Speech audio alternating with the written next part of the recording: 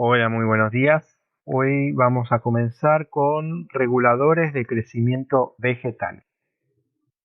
Antes de comenzar, quería recordarles que ustedes pueden realizar una lectura previa del tema ingresando en la página de la cátedra y ahí van a encontrar bibliografía disponible a la cual ustedes pueden acceder de manera gratuita.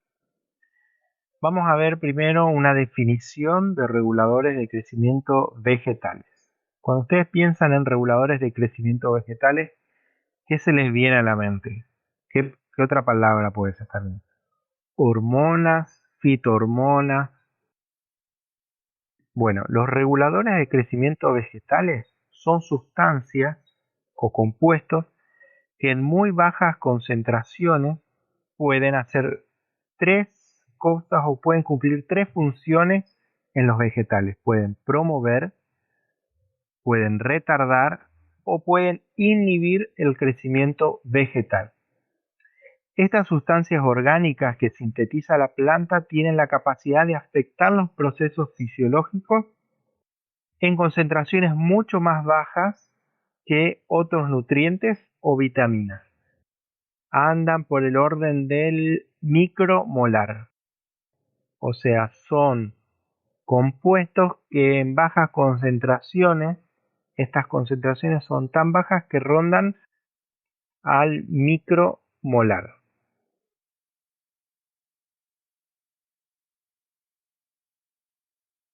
Vamos a ver algunas características de los reguladores de crecimiento.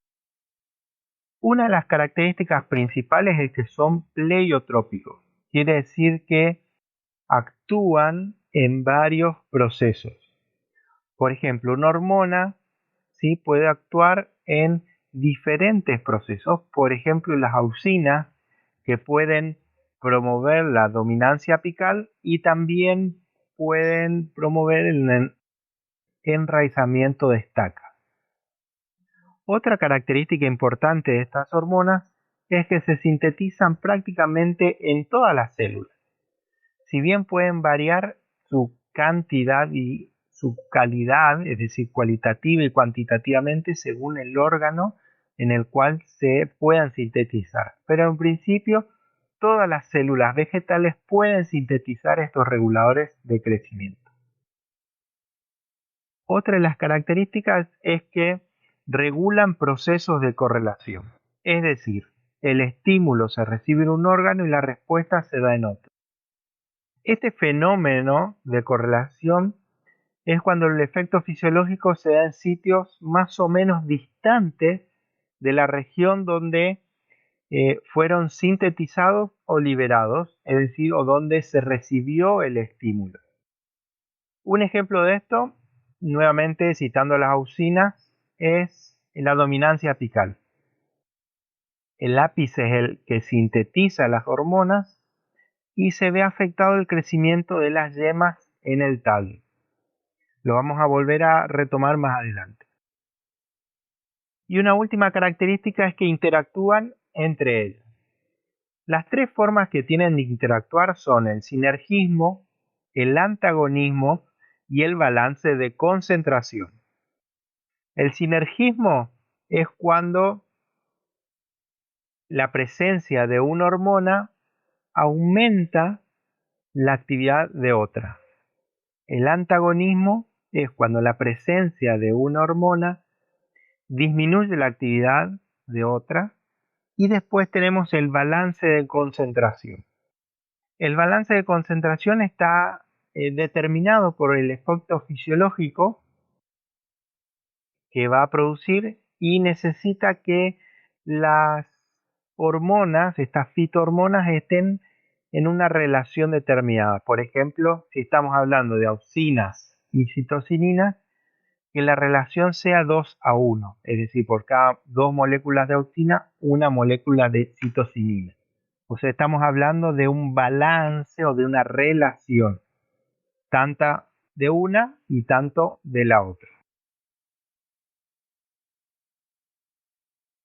Si bien hay muchos paralelos entre las hormonas animales y las vegetales, también hay diferencias. Las hormonas animales se diferencian en que tienen efectos específicos. O sea, cada hormona cumple una acción determinada. Otra cosa es que se sintetizan en órganos o glándulas específicas, no regulan procesos de correlación y están reguladas por el sistema nervioso central. Por ejemplo, la insulina. La insulina es una hormona producida por el páncreas y se encarga de regular la cantidad de glucosa en la sangre. Otro efecto no tiene. ¿Qué funciones cumplen los reguladores de crecimiento? Las hormonas van a regular la división celular, es decir, la división, elongación y diferenciación, como vimos en la clase pasada de crecimiento. Van a regular la organogénesis, la reproducción, determinación del sexo, respuesta a estrés abiótico o biótico. En la mayoría de los procesos fisiológicos van a intervenir los reguladores de crecimiento vegetales, que nosotros le vamos a llamar hormonas directamente para ir entrando en tema, le vamos a decir hormonas, pero sabemos que nos estamos refiriendo a estos reguladores de crecimiento vegetales o fitohormonas. ¿Qué regulan? Bueno, regulan, por ejemplo, la maduración del fruto, van a regular la embriogénesis, van a regular la dormancia también de las semillas, si una semilla tiene o no dormición, van a regular la germinación de esta semilla y su posterior crecimiento y ramificación, la floración de la planta, la formación del fruto y finalmente nuevamente la maduración del fruto. O sea, vemos que las hormonas de crecimiento vegetal van a estar coordinando todos estos procesos fisiológicos. ¿Cuáles son los principales grupos de reguladores de crecimiento? Ustedes ahí en la guía tienen unas definiciones. Nosotros vamos a dividirlo básicamente en dos.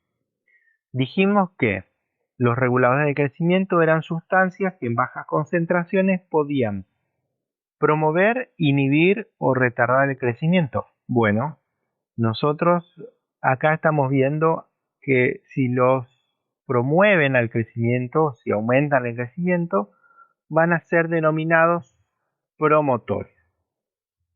Fíjense acá a llamarlos promotores. Y si inhiben el crecimiento, se van a llamar inhibidores. Entre los promotores tenemos las auxinas, citocinas, gibberelinas, ácido abscísico y etilena. Y otros. Ustedes también los tienen en la guía. Y entre los inhibidores, ustedes tienen el ácido abscísico principalmente. Además, entre los inhibidores se agrupan aquellos que son retardantes de crecimiento. O sea, su acción inhibitoria puede ser que inhiben directamente el crecimiento o que lo retardan. Muy bien. ¿Cómo es la síntesis, el transporte y la transducción de la respuesta? Las plantas van a responder al medio ambiente y a sus cambios. ¿De qué manera? Mediante un mensajero primario. Estos son los reguladores de crecimiento. Entonces vamos a tener un estímulo del ambiente que va a producir la síntesis de una hormona activa. Luego va a venir su transporte hacia el lugar donde va a ser recibida la señal, una transducción de la señal y finalmente va a tener efectos. ¿Cómo es la síntesis? Bien, cuando la célula sensa o recibe un estímulo del ambiente, comienza la síntesis de una hormona. Primero se sintetiza o se estimula una mayor síntesis y ahí empieza a funcionar como mensajero. La hormona además puede conjugarse para almacenarse y luego activarla o conjugada puede ir a ser degradada definitivamente. Pero veamos este camino. La planta recibe un estímulo del ambiente, la hormona se activa. Es como si la hormona viniera a ser como la chismosa del barrio. ¿Sí? Ahora recibió el chisme, sale de la peluquería y tiene que ir a desparramar ese chisme. ¿Qué sucede una vez que se generó ese mensajero? Debe transportarse. Como la chismosa del barrio, tiene que ir a otro sitio a pasar el mensaje. Es decir, que transporta y busca a alguien que lo reciba. Este es el receptor, su amiga. Una chismosa como ella. Recibe el estímulo externo, ya sea el sol, el viento, el agua o algún factor ambiental, y en la peluquería le dan manija. Ahora ella quiere salir, viajar, donde va a ser transportada, hasta la casa de su amiga a contarle todo. Las hormonas generalmente se van a mover por xilema, floema, a través de membranas celulares o a través de transportadores específicos. Muchos de los receptores hormonales que han sido recientemente identificados se pueden encontrar en la membrana o ser solubles en ella. Si recuerdan la clase anterior que estuvimos viendo membranas celulares, vimos que una de las funciones de la membrana era la recepción de estímulos. Es debido a la presencia de receptores. Entonces, el tema de membranas celulares guarda relación con este tema de el transporte y la recepción de las señales en el caso de las hormonas vegetales. ¿Cómo es la transducción de las señales? Una vez que llega el mensaje, llega la hormona, llega con el mensaje al receptor, es decir, podemos decir que la chismosa llega con su mensaje, encuentra a su amiga y le cuenta el chisme. Ahora, ¿qué sucede? Necesitamos que esa señal se convierta en algo que la planta entienda, una señal bioquímica o biofísica. En ese entonces es donde se produce la transducción de la señal. Es decir, volviendo al tema de la chismosa, por ejemplo, dentro de la casa hay más personas que quieren saber qué pasó, pero no entienden el chisme. Entonces la dueña de casa tiene que explicar, ¿sí? Es decir, tiene que traducir el mensaje. Es traducir como del chino al español. Y esa traducción puede ser mediada por un AMP cíclico, por el calcio, una cascada de fosforilación u otros. Y también puede darse por una degradación controlada selectiva de las proteínas. Estas dos posibles vías, ya sea la fosforilación o desfosforilación, ya sea la fosforilación y la desfosforilación, o la proteólisis, es la transducción de señales, es decir, convierten el estímulo en algo que la planta pueda entender.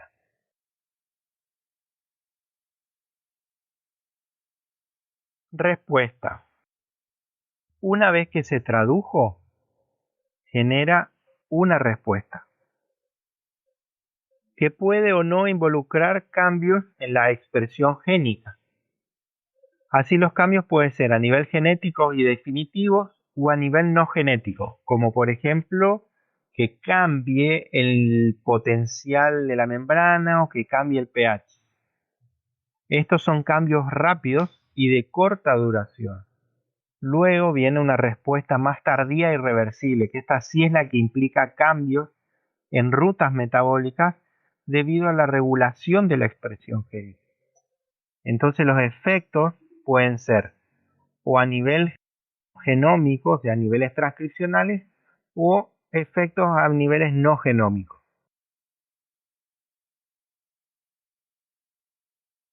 Bueno, viendo cómo queda todo junto sería, el estímulo del ambiente va a producir una síntesis de la hormona o de la fitohormona, o ya había hormona acumulada, ¿sí? De forma conjugada. De cualquier manera, se activa la producción de hormona activa y se produce el transporte de esta hormona hacia el receptor.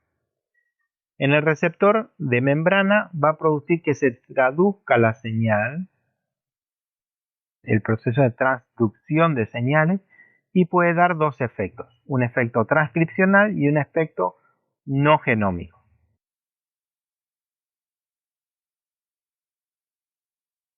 De los reguladores de crecimiento que estuvimos viendo, en este primer trabajo práctico vamos a trabajar con auxina.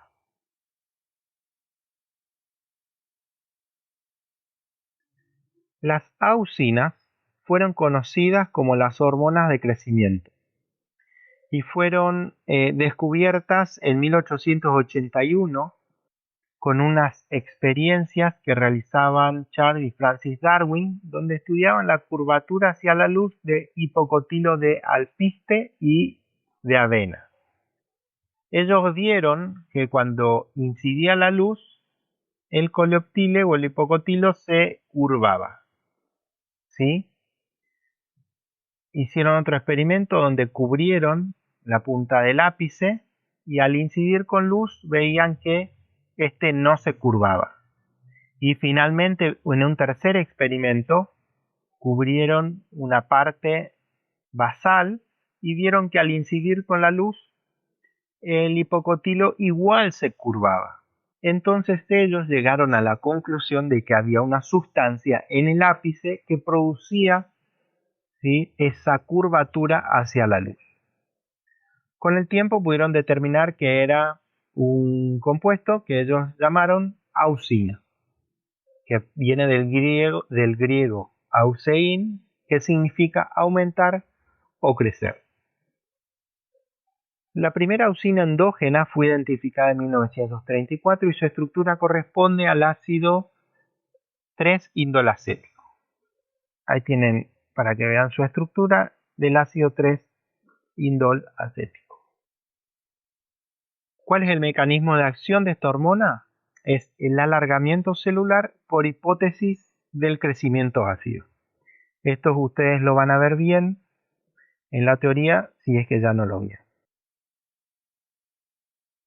¿Cómo es el transporte de las auxinas en el vegetal?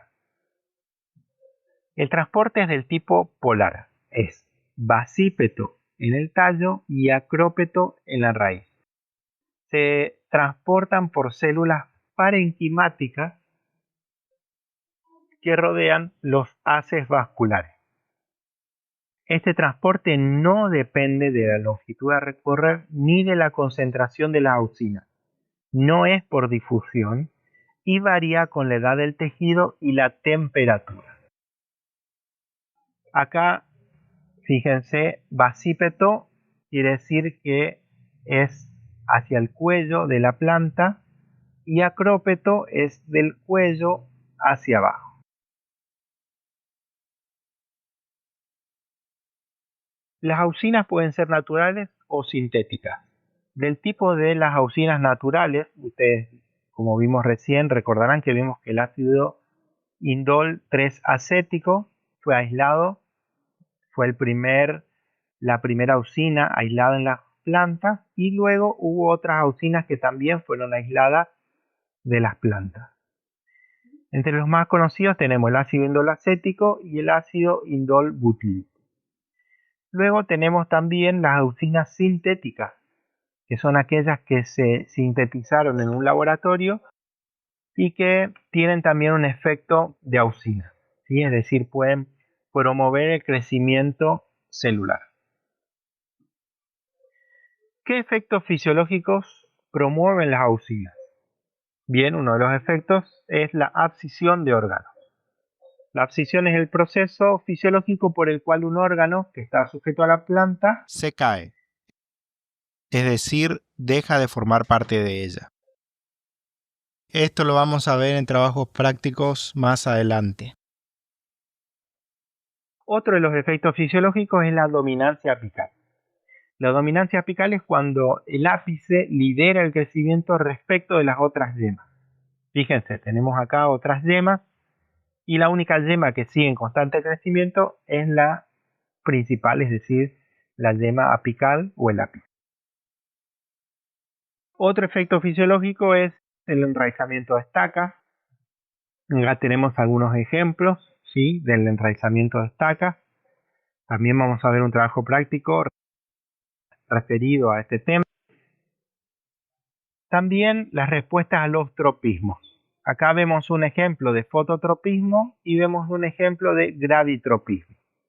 El fototropismo es cuando las plantas crecen, ¿sí?, a favor de la luz o buscando la luz. Y el gravitropismo es el crecimiento de las plantas en relación con la gravedad. En este caso tenemos un gravitropismo negativo, es decir, que crece en sentido contrario a la fuerza de gravedad, y en este caso un gravitropismo positivo, lo vemos en la raíz, donde crece a favor de la gravedad. Las usinas también favorecen o promueven la partenocarpia. Lo pueden ver en esa imagen, vemos que la partenocarpia, ¿qué es? Es la formación de frutos sin fecundación ni formación de semillas. Por ejemplo, las mandarinas y las naranjas sin semillas son ejemplos de partenocarpia. Los frutos se forman sin fecundación ni formación de semillas. Se pueden ver en cítricos, también hay ejemplos de uvas. Hay uvas que no tienen semillas, estas son uvas partenocárpicas.